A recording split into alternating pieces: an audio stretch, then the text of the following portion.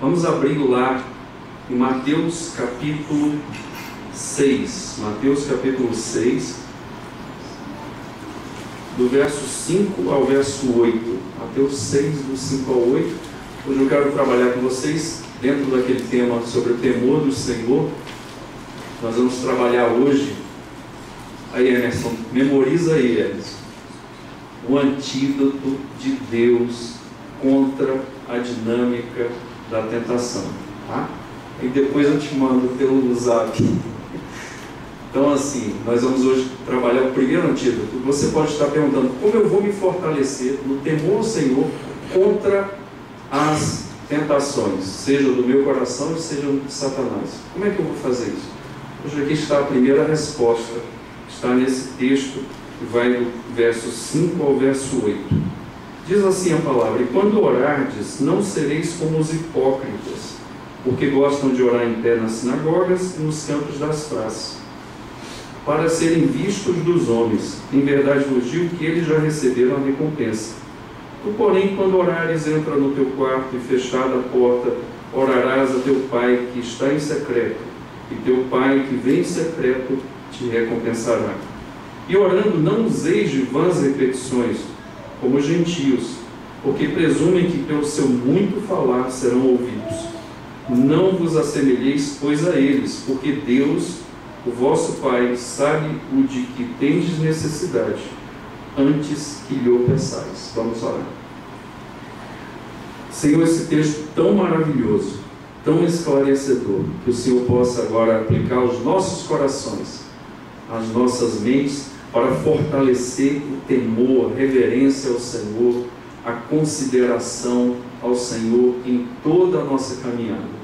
Pai, se o Senhor não falar, ó Deus, nós não vamos ser transformados. Tende misericórdia, Senhor, fala aos nossos corações, explicita a Tua palavra, derrama luz sobre as nossas trevas, Senhor, e faz conosco aquilo que nós não temos condições, sermos transformados à Tua semelhança, Pai.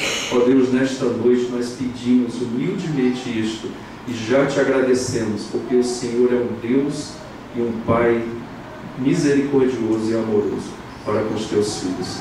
Nós oramos agradecidos no nome santo de Jesus. Amém. Meus irmãos, temos falado aqui sobre o temor do Senhor nos nossos corações. É um tema muito importante. O que é temor do Senhor? Temor do Senhor é você ter no coração sempre consideração a Deus, respeitar o Senhor em todas as coisas. Por exemplo, dos meus pensamentos, eu tenho que ter temor do Senhor, porque tem coisas que eu penso que não agradam ao Senhor. As minhas motivações, tem coisas que tem no meu coração que não agradam ao Senhor. Então, isso não é temor do Senhor.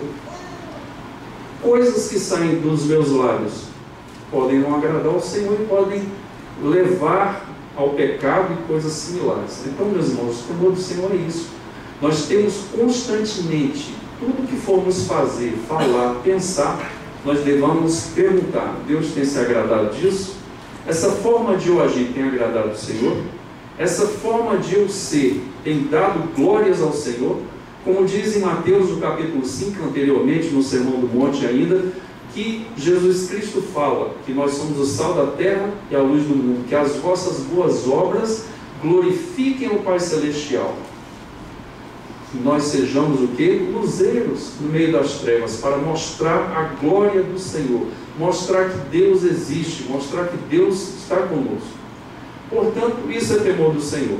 A justificativa para essas várias mensagens aqui é a seguinte: porque, irmãos, na igreja falta temor do Senhor. E quando eu falo igreja, eu não falo só nós aqui, falo toda a igreja espalhada pelo mundo. Nós precisamos de quê? De temor do Senhor, para termos vidas que glorificam o Senhor, que edificam os nossos lares e também a sociedade.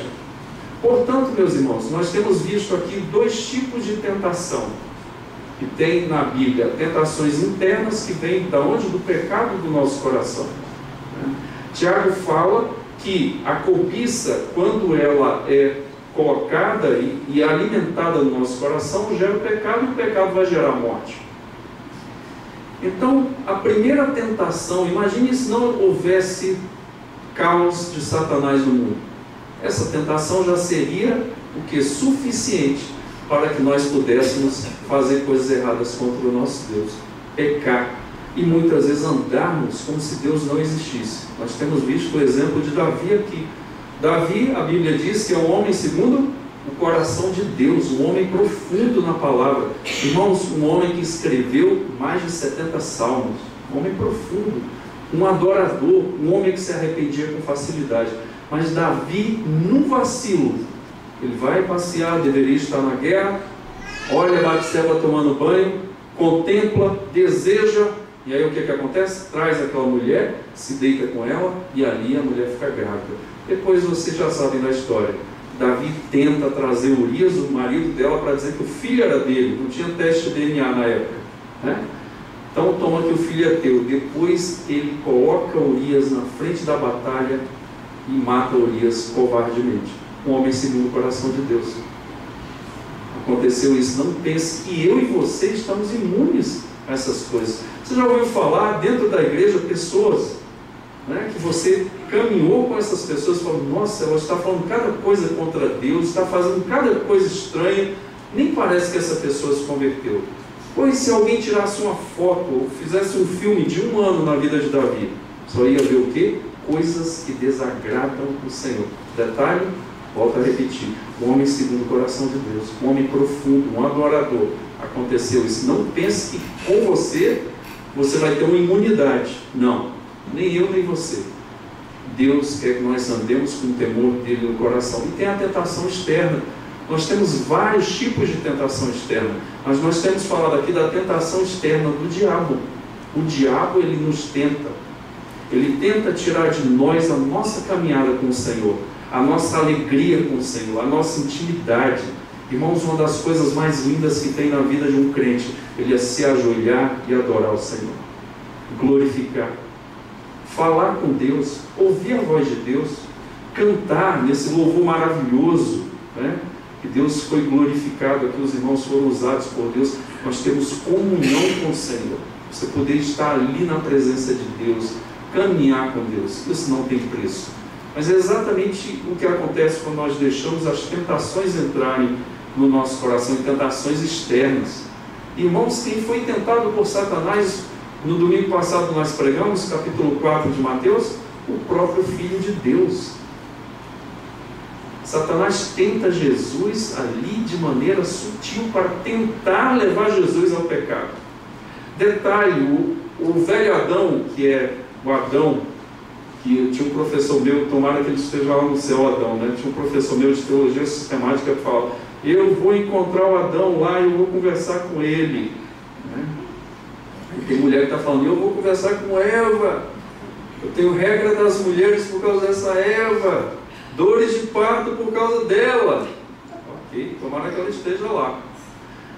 Mas o que acontece? Adão, ele tinha todas as condições perfeitas, né? Ali, o jardim perfeito, a presença do Senhor, uma comunhão perfeita com Deus. Aí o que acontece? No momento ali, na tentação, tudo que ela tinha de vantagem ao lado dela, ela jogou por terra abaixo. Agora veja Jesus. Jesus tinha toda a desvantagem. Ele se fez carne, veio habitar entre nós no mundo possuído pelo pecado, pelo mal, o mundo onde jaz o maligno, diz na Bíblia. E ali Jesus venceu o diabo, venceu as tentações. Mas lembrando, irmãos, quem é Jesus? Filho de Deus, perfeito. Viveu nessa terra 33 anos, nunca pecou. Não pense que você não vai ser tentado pelo diabo. Eu e você vamos ser tentados constantemente por Satanás. Como nós vamos vencer essas tentações? Com o temor do Senhor, como eu tenho falado. Como eu vou fortalecer o temor de Deus? Respeitar o Senhor nas minhas decisões. Aqui está o primeiro antídoto. Por isso que o tema é um antídoto. O primeiro antídoto, irmãos, é a oração. Hoje eu vou trazer uma mensagem sobre a oração e na próxima semana outra mensagem no decorrer desse texto, a oração do Pai Nosso. Aqui, irmãos, duas coisas importantes sobre a oração. Antes de eu falar sobre a oração, irmãos, a motivação dos nossos corações vai determinar todas as coisas. Você pode, por exemplo, evangelizar uma pessoa para a glória de Deus ou para a tua glória. Eu já vi um evangelista que ele falava assim, ia lá no microfone na igreja e falava, eu ganhei 20 essa semana, humildemente. Aí na outra semana eu ganhei tantos, aí na outra semana eu ganhei tantos, na outra semana eu ganhei tantos. Então, irmãos, a gente evangeliza para a glória de Deus ou para dar números à nossa ação, ao nosso ministério? Nós não precisamos fazer isso. Quando nós evangelizamos para a glória de Deus ou para que nós sejamos glorificados? Quando nós oramos para a glória de Deus ou para sermos glorificados? Vamos ver aqui a motivação. Então a oração é a primeira. Irmãos, como é que eu poderia definir oração? A Bíblia não define oração. Eu tenho uma definição de oração. Eu sei que não é completa. É um tema muito vasto. Mas significa ter comunhão com Deus o tempo todo nas nossas vidas. Depender do Senhor, uma vida de oração. Essa comunhão com Deus, conversa e comunhão contínua com o Senhor é oração. Você falar com Deus, você se relacionar com Ele, você ouvir a voz de Deus. Oração não é monólogo, irmãos. Tem gente que ora, Senhor abençoa meu pai, parece narrador de jockey, né? Senhor abençoa meu pai, abençoa minha mãe, abençoa os meus filhos, abençoa o papagaio em nome de Jesus, amém, e sai e corre. Isso não é oração, meus irmãos. Isso é um monólogo. Oração é diálogo. Então, oração é o que? Você falar, Deus falar contigo, Deus responder na palavra, Deus colocar pensamentos bons no teu coração, você conversar com Deus. Às vezes na oração você vai falar através das lágrimas. Às vezes na oração você vai falar muito pouco e ouvir muito. Às vezes na oração você vai clamar ao Senhor, Senhor, não estou aguentando tal situação. Às vezes na oração você vai dizer, Senhor, me ajuda a perdoar. Às vezes na oração você fala, Senhor, não aguento mais tanto problema. Na oração você está conversando com Deus. Uma comunhão com Deus. Portanto, irmãos, aqui tem duas coisas que a Bíblia nos ensina da postura oracional. Primeiro, aqui é que quando nós formos orar, nós temos que orar para Deus e não para os outros. É a primeira coisa. Irmãos, qual é a batalha de Jesus aqui no Evangelho de Mateus? Principalmente contra os fariseus. Então Jesus está combatendo certas posturas de oração dos fariseus que servem para nós também. Qual era o costume? Jesus fala aqui, não sereis como os hipócritas, porque gostam de orar em pé nas sinagogas, nos campos das praças, para serem vistos dos homens. Em verdade vos digo que eles já receberam a recompensa. Jesus está combatendo aqui a hipocrisia na oração. Ou seja, como eu falei, eu posso orar, ter uma postura de oração e posso não estar agradando o Senhor. E, irmãos, isso pode ser em tempo de oração. Às vezes a pessoa tem muito tempo de oração e oração que não passa do teto, porque Deus não se agrada. Outra coisa, irmãos, Jesus não está proibindo aqui você, ou eu, ou a igreja de orarmos em público. Não está falando isso. Porque tem vários momentos que homens de Deus oraram em público. Deus pediu o quê? Para que eles estivessem na sua presença em oração inúmeras vezes. Os profetas oraram muito assim. Servos do Senhor, a igreja orou. Irmãos, tem uma oração linda, duas, aliás, em Atos, que eu chego a me arrepio. Né? Qual? A oração, por exemplo, da igreja, quando é perseguida por Herodes, Pedro e João são presos e depois eles são massacrados pelo Sinédrio, que é a corte judaica. Quando eles deixam ali o templo e vão para a presença dos irmãos, ao invés deles ficarem se vitimizando, nós somos coitadinhos, a igreja está sendo perseguida, Jesus prometeu, agora a gente está sofrendo. Ou então falar assim, quer saber, eu vou parar de pregar porque estão me perseguindo. Eles não tiveram nenhuma das duas posturas. Eles falaram assim, Senhor, fortalece o nosso coração para continuar fazendo a tua obra. Nós não vamos voltar atrás, nós vamos continuar pregando, vamos continuar sendo usados pelo Senhor. É uma oração maravilhosa, porque a vontade de Deus era essa. Segunda, a oração do solta Pedro. Você conhece essa? A igreja orava, irmãos. Pedro estava preso, era um dos líderes principais da igreja. A igreja orava por Pedro de dia e de noite, na casa de Maria Marcos, mãe de João Marcos. E oraram, e oraram. Sabe o que aconteceu? Pedro é solto. Nem Pedro sabia que ele estava sendo solto. Ele pensava que era o quê? Um sonho. Foi se abrindo a primeira guarda, a segunda, Pedro passa na última. Quando ele passa, né, que está um anjo com ele, ele pensa que está sonhando, e ele vê que está na rua. E ele, o que ele faz? Ele vai para o braço da igreja, para os braços da igreja. Quando ele bate no pórtico da casa de Maria Marcos, vem a Rhodes, uma criada. Quando atende, fala: não é possível, não é Pedro não, sendo que a igreja está orando por ele. Solta Pedro. Irmãos, Deus é especialista em nos chamar a atenção nessas coisas. A igreja orando por quem? Por Pedro, para Deus fazer o quê? Soltar. Mas a igreja, eu acho que não estava no time do Senhor. E ela falou: não é possível, deve ser um anjo de Pedro. Nada. Aí ela correu lá e foi falar com os irmãos: não, deve ser um anjo de Pedro. E Pedro falou: não, sou eu mesmo, vocês não estavam orando por mim? Deus ouviu e respondeu. Meu irmão, às vezes a gente ora e não acredita que a resposta vem tão rápido. Tem gente que ora assim: Senhor, eu acredito no Senhor, mas lá dentro fala: será? Senhor, eu oro pelo meu filho, mas será que ele vai mudar? Lá dentro do coração. A outra orando assim pelo marido, né? E tem uma amiga minha que fazia, ela falava uma coisa que me emocionava muito: marido terrível, pior que Nabal. Cara terrível. Mas ela falava: quando ele me massacrava, Elias, eu lembrava de Jesus colocando água na bacia, lavando os pés dos discípulos. E aquilo me aliviava, e aquilo me dava força. Detalhe, ela teve um câncer terminal, foi aposentada, depois o marido voltou para ela. Porque ela falou: eu acredito no Senhor. Às vezes você ora pelo seu marido, pelo seu cônjuge, pelo seu filho, ou por uma questão no trabalho, mas às vezes você não confia, às vezes eu não confio, mas Deus está agindo. A oração do Solta Pedro é uma oração da igreja para continuar firme nos caminhos do Senhor. São orações com posturas corretas para a glória de Deus.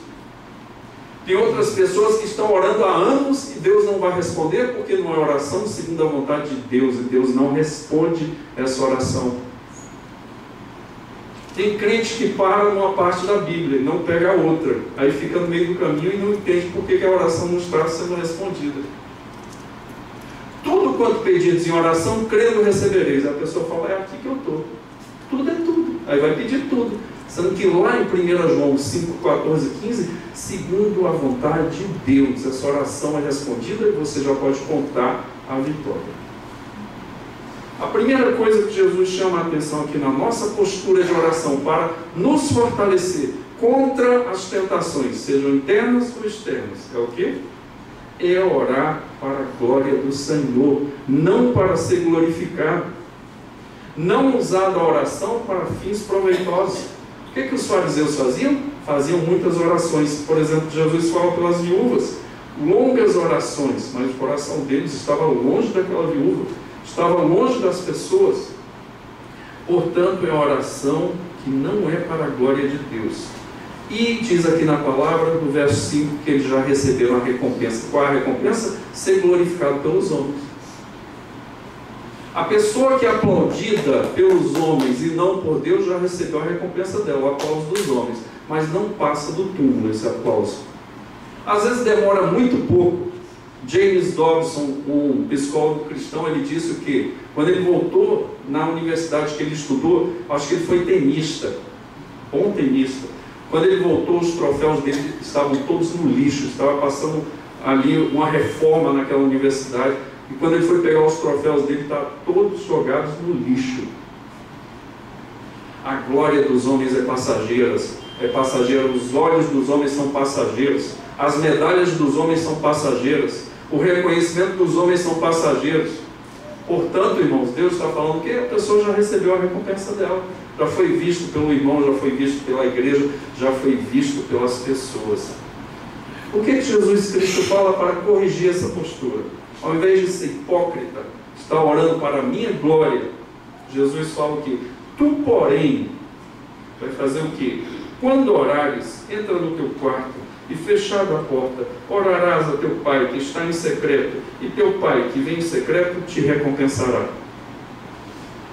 O que nós temos que fazer? Orar para Deus. É a primeira coisa para nós vencermos as tentações, inclusive a tentação do orgulho, que Jesus está combatendo aqui. O que eu tenho que fazer? Fechar a minha porta, orar ao meu pai que vem em secreto, e o pai que vem em secreto te recompensará. Irmãos, quando nós fazemos isso, oramos para a glória de Deus, oramos para ter intimidade com o Senhor, oramos para que Deus possa ser glorificado nas nossas vidas. O que vai acontecer? Nós vamos ter a recompensa.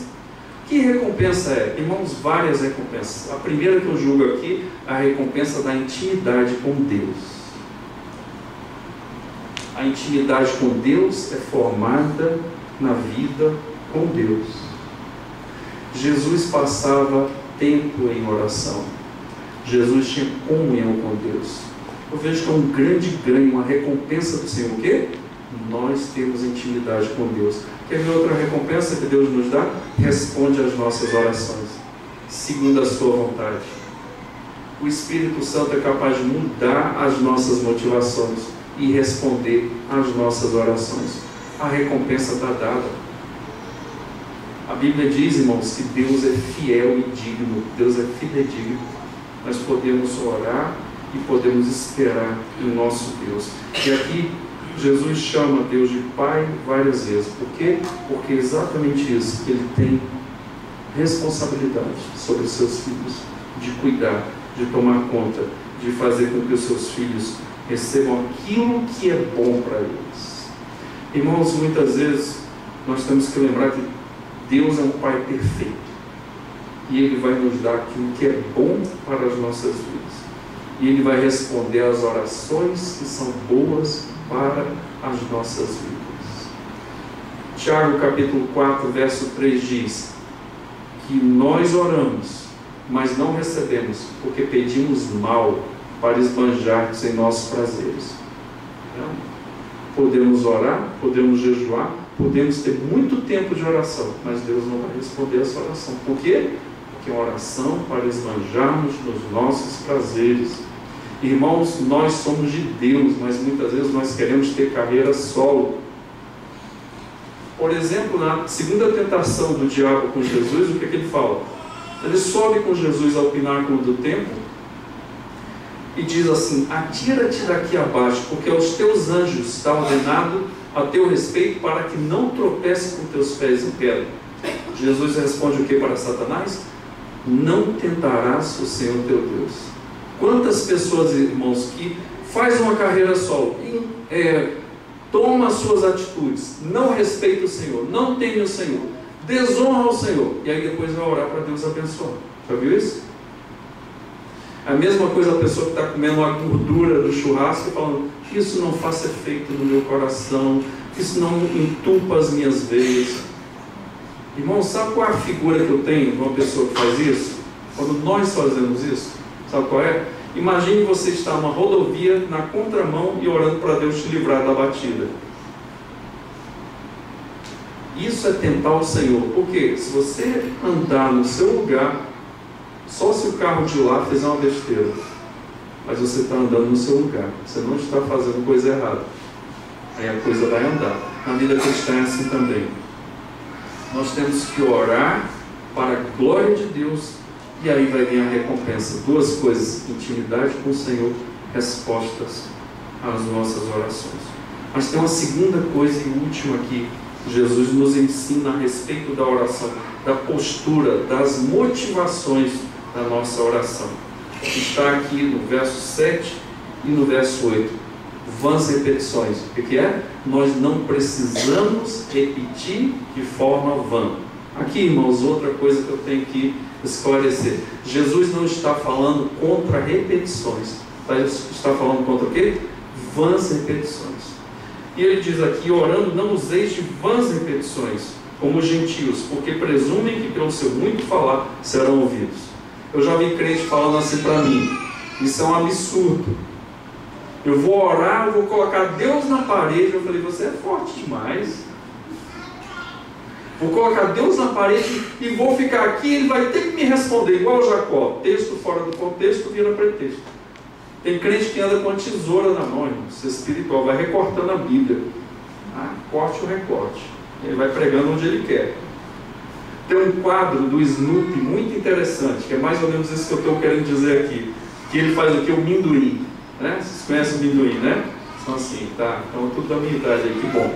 Aí o amendoim atira assim uma flecha, tá! E ele corre com o alvo para encaixar na flechada que ele deu. É mais ou menos isso. O que o texto está querendo dizer? Essa origem da palavra aqui é o que? Pode ser um rei de Cirene, e dizem que tinha essa característica, ele era gago, ele repetia demais as coisas, quando ele falava, os súditos não aguentavam ele. Ele repetia demais as coisas, até ele falar a palavra toda, a frase toda, o que acontecia? Um tempo demais de repetição das mesmas palavras. E outros que acreditam aqui, que é o quê? Que era um poeta grego que escrevia poemas cheios de palavras, cansativos, e que ninguém aguentava ficar até o final desses poemas quando eram lidos em público. Irmão, tem crente que pensa que vai repetir, que vai forçar Deus e a coisa vai acontecer. Deus está olhando lá de cima e falando, não responda. Senhor, olha os calos no meu joelho. Não responda. Você sabe qual era o apelido de Tiago, irmão do Senhor, que era o pastor da igreja primitiva? Joelhos de camelo. Mas Tiago não ficava assim orando para ele, sabe? Vem a mim, não. Tiago orava pela obra do Senhor. Irmãos, por que nós repetimos tanto aqui? Se nós formos olhar no contexto, sabe o que é? Porque nós não acreditamos na oração que nós fazemos. Por isso que a gente tem que repetir. E aí não há repetição sadia, é uma vã repetição. Onde é que Deus manda que nós repitamos aquilo que Ele quer que nós oremos? A viúva pobre. Jesus nos ensinou uma parábola sobre o dever de orar sempre e nunca esmorecer. Irmãos, tem oração que eu faço até hoje, 31 anos de vida cristã, que ainda não vê a resposta, mas vai vir. E eu repito, falo com o Senhor, falo de novo, mas isso não é vã repetição, porque eu não estou desacreditando no Senhor, só estou esperando o dia. Essa oração talvez seja mais para o meu coração se acalmar, e não porque Deus não vai fazer. Quando nós repetimos, falamos, exigimos de Deus, e vamos, muito falar. Irmãos, se nós não tivermos fé no coração, não vai adiantar de nada. Hebreus 11:6 diz que aquele que se aproxima de Deus tem que crer que Ele existe, que só se torna galardoador daqueles que o buscam. Você lembra na Olimpíada como é que era? Não era uma medalha, era o quê? Uma coroa de louros que era colocada. Então, galardoador, colocar uma coroa de louros, ou seja, Ele vai responder as orações. Se eu chego com o meu coração sem fé, sem confiar no Senhor, irmãos, é só o quê? Só meras palavras. Mas quando eu tenho fé no coração e eu estou orando segundo a vontade de Deus, inclinado pelo Senhor, irmãos, lá em João, como eu já citei aqui, Deus promete a resposta. E tem mais, eu já posso contar com ela. Jesus fala, quando você for orar, não fique repetindo como os gentios. Irmãos, quando nós repetimos, quando nós não cremos em Deus, nós estamos agindo igual uma pessoa que não é crente. Uma pessoa que não está debaixo da graça do Senhor. Por exemplo, tem pessoas que vão orar ao Senhor por uma doença. E ora com aquele coração dúbio, como diz lá em Tiago, mente dobre, ou seja, eu penso uma coisa, mas eu penso outra ao mesmo tempo. Então eu não vou para lugar nenhum. A pessoa ora e fala, Senhor, cura, mas será, Senhor, um câncer, Senhor, lá no coração dela. Irmãos, o que é um câncer para Deus? Me diga. O Deus que abriu o mar vermelho, será que não cura um câncer? Irmãos, Deus deu comida para 3 milhões de pessoas no deserto, chovendo pão do céu.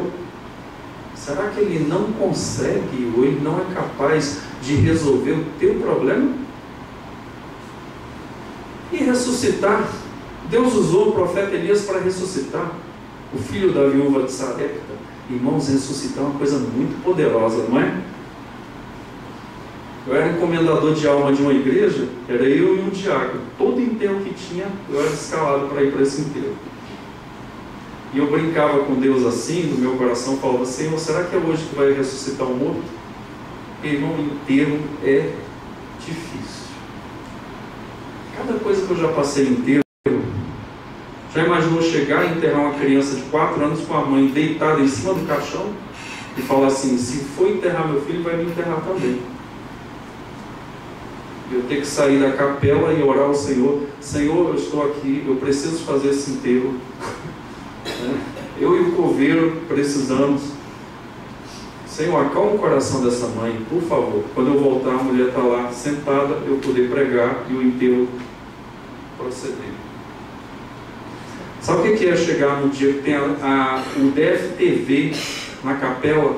Eu fui designado para fazer o enterro de 4 jovens de 16 anos que morreram numa curva da 19. Quem morou no Guará sabe do que eu estou falando, chamava Curva da Morte. Muita gente morreu ali. Eles passaram a 160 no carro. 4 jovens de 16 anos, 4 caixões, 4 mães perderam seus filhos, 4 pais, e uma multidão de adolescentes gritando desvairadamente. E o DFTV filmando, e eu olhando aquilo, e eu sozinho para fazer aquele enterro. Eu fui orar, e o Senhor resolve aqui, me dá uma estratégia. E quando deu, daqui a pouco, o tio bateu assim: ó, o coveiro está chegando, tem 5 minutos para você pregar. E aquela gritaria, eu falei: meu Deus, sabe o que eu fiz? Gritei mais alto: eu peço a atenção de vocês. Quando eu comecei a falar assim, parou o choro, parou a confusão, e eu preguei a mensagem. Tem o pai de um dos meninos que me encontra até hoje, e ele chora e agradece. Irmãos, o que Jesus está querendo dizer aqui? Não adianta fazer muita coisa para orar. Tem gente, crente que fica, tem que colocar o quadrado da hipotenusa, né? Seno ao quadrado de teta, mas cosseno ao quadrado de teta é igual a 1. E o inverso do cosseno com o seno com a tangente. É uma confusão, irmãos. É simples, é se ajoelhar na presença do Senhor e orar e colocar diante de Deus com fé diante do Senhor. Não precisa usar de muitos artifícios, não precisa de vãs repetições. E aí eles pensam que falar demais Deus vai ser ouvido. Não é isso. Que toca o coração de Deus é obediência e fé. E aí o último versículo diz, fechando: não vos assemelheis, pois, a eles, porque Deus, o vosso Pai, sabe o de que tendes necessidade, antes que lhe peçais. Antes que você vá pedir, Deus já sabe que você está precisando. Então, para que eu vou orar? A oração de dependência, para você entrar na presença do Senhor de forma correta. Sabe por quê, irmãos? Deus não quer só te responder, Deus quer te corrigir, Deus quer me corrigir, Deus quer me ensinar, Deus quer me transformar, Deus quer me fazer mais parecido com Jesus Cristo. Portanto, irmãos, 2 coisas aqui hoje sobre a oração. Primeira coisa é que Deus quer que nós oremos para a glória dele, não para a nossa glória. E a segunda coisa, irmãos, Deus quer que nós oremos com fé e não como os gentios que usam de vãs repetições, pensando que muito repetir vai dar o quê? Deus vai responder. Deus não responde esse tipo de oração. Essas 2 coisas, a postura de oração, e semana que vem nós vamos dizer como nós devemos orar para fortalecer o nosso coração contra as tentações. E isso vai ser suficiente para as nossas vidas. Finalizando algumas aplicações importantes aqui. Primeira coisa, irmãos, nós temos que voltar a orar. Você desistiu de oração? Você está frustrado porque não recebeu? Veja por que você não recebeu a resposta de oração. Muitas vezes é porque estava orando de forma errada. Deus não te respondeu porque Ele é um bom Pai. Ele não vai te dar uma coisa que você não precisa. para a tua caminhada. Segunda coisa, irmãos, nós temos que ter simplicidade nas nossas orações. Tem gente que faz muita confusão com a oração. A oração é muito simples. Falar com Deus, confiar no Senhor e esperar no Senhor, para que Deus possa cumprir nas nossas vidas os seus propósitos. Deus está interessado em nos amadurecer. E terceira coisa, meus irmãos, que nós possamos sempre lembrar que quando oramos nós temos comunhão com o Senhor. O que está em jogo não é somente a resposta de oração, mas é o quê? Ter intimidade com Deus. Irmãos, é isso que nos falta demais. Quer ver, por exemplo, acontece um problema na tua vida, seja com o filho, seja com a família, seja na empresa, seja no trabalho. Será que a primeira coisa que nós fazemos é pedir ajuda ao Senhor ou saímos para nos ajudar? O que nós fazemos? Geralmente nós saímos, já começamos a ficar ansiosos, começamos a tentar resolver e tal. Deus quer que nós resolvamos? Quer, porque Colossenses 3:5 diz: fazei morrer a vossa natureza terrena. Mas lembre-se de Romanos 8:13: se pela ajuda do Espírito Santo mortificados os feitos no corpo, vivereis. Nós temos que fazer, mas na graça do Senhor, ungidos pelo Senhor, dirigidos pelo Senhor, e fazendo com equilíbrio na presença do Senhor. É aí que a coisa vai andar. Talvez hoje você já tinha deixado de orar por algum motivo, talvez você estava orando errado por algum motivo, talvez você estava orando com falta de fé. Não vem a resposta nunca, porque Deus não se agrada disso. Deus quer que nós oremos e dependamos dele, confiemos nele e que nós oremos para a glória dele. Aí a coisa anda.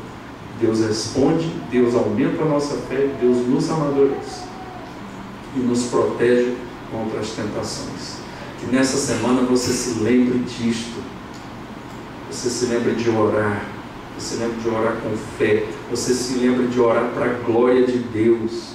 Somente para isso. E você confie no Senhor, que a resposta virá. Volta para o caminho do Senhor. E o mais Ele vai fazer. Amém? Vamos orar.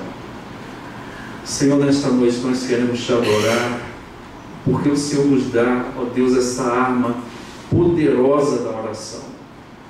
Homens do Senhor na Bíblia e na história da igreja oraram, buscaram a tua face. Senhor, queremos te adorar, Deus, por tudo que o Senhor fez na vida desses irmãos e vai fazer na nossa também. Livra-nos de sermos hipócritas, Senhor, de orarmos para a nossa glorificação. Livra-nos, Senhor, ó Deus, de repetirmos coisas vãs nas nossas orações, porque na verdade nós estamos confiando no Senhor. Nos dá ao mesmo tempo uma vida de intimidade contigo, uma vida de confiança, uma vida de dependência do Senhor, através da oração. Fortalece o teu caráter em nós, Senhor. Deus, em nome de Jesus Cristo, que tenhamos, Senhor, temor de Ti, e que a oração faça parte da nossa vida diária, Senhor, para a glória do nome de Jesus Cristo. Amém. Antes de fazer o apelo, eu lembrei aqui na oração de um grande homem de Deus do século XVIII, que se chamava Georg Miller. Até deve ser descendente do Milton deve ser descendente dele, né? Georg Miller, ele foi da Alemanha para a Inglaterra e foi um dos maiores homens usados na área de orfanatos no mundo. E ele tinha um caderno de oração. Qual era a postura dele? Ele anotava o dia que ele fazia o pedido e anotava o dia que vinha a resposta. Quantas orações tem no caderno do Georg Miller? Ele viveu 94 anos, para a época foi muito tempo. 30.000 orações respondidas, escritas, conferidas, com data de pedido, data de fechamento. Maravilha! E ele tinha uma postura muito interessante, que ele colocava assim o dia da resposta e ele glorificava a Deus pela resposta. 30.000 orações respondidas. Uma das orações que eu conheço, muito bonitas, por sinal, ele tinha orfanatos com 4.000 internos.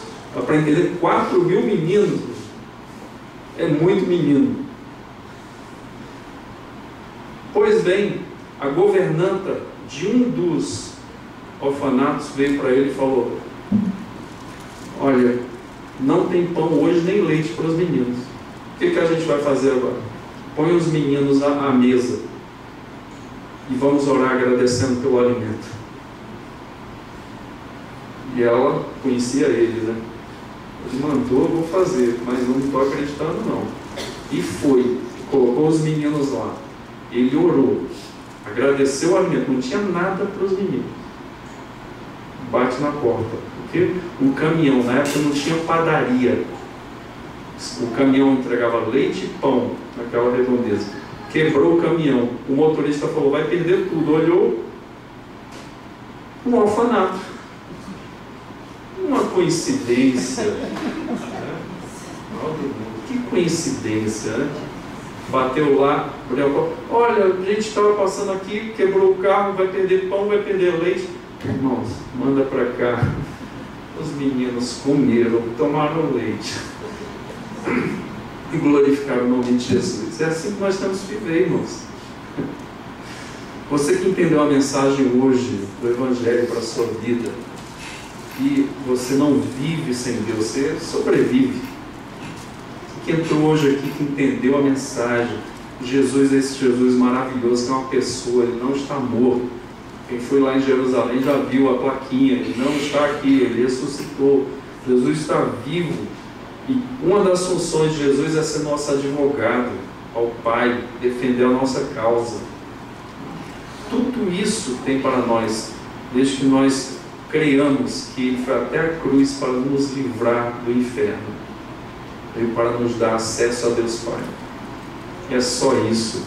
Se você entendeu essa mensagem, que o teu pecado levou Jesus para a cruz, mas ele te perdoa nesta noite, e ele ressuscitou para que você tenha vida e vida com abundância, é só isso. Diz a Bíblia que você é salvo, se aconteceu isso no seu coração. Durante a pregação, Deus trabalhou no seu coração, se isso aconteceu. Eu só quero agora que você confirme para orar por você e me alegrar contigo também, e a igreja também. Alguém assim nesta noite, levante a sua mão corajosamente, aonde você estiver, e nós vamos estar orando por você. Alguém assim? Entendeu o plano da salvação, que você pecou, que Deus te perdoa em Cristo Jesus, e você, crendo, você recebe a filiação divina e a vida eterna. Alguém assim? Alguém que se desviou dos caminhos de Deus e hoje Deus te trouxe aqui de novo para te dar mais uma chance? Alguém? Levante a sua mão, onde você estiver, eu vou estar orando por você. Alguém vindo a Jesus pela primeira vez ou retornando aos caminhos do Senhor? Levante a sua mão, onde você estiver, eu vou estar orando por você. Graças a Deus, a palavra foi pregada mais uma vez. Que Deus seja glorificado. Meus irmãos, nós estamos aqui também, vamos adorar o Senhor com os nossos dízimos e as ofertas nesta noite. Vamos adorar por duas razões que a Bíblia nos fala, para que nós não pensemos que temos força e capacidade para adquirir o nosso sustento. Não é. É Deus quem nos dá, irmãos. E dois, para que haja mantimento na casa de Deus para o trabalho da igreja. Por isso nós adoramos o Senhor com os dízimos e as ofertas. Ok? Você que está nos visitando, lembre-se, fique tranquilo. Esse é um momento prioritário dos membros da igreja. Aí você está falando, mas eu quero contribuir. Fique à vontade. Oração e contribuição não tem contraindicação. Então fique à vontade, pode participar e seja bem-vindo. Deus nos abençoe nesta noite.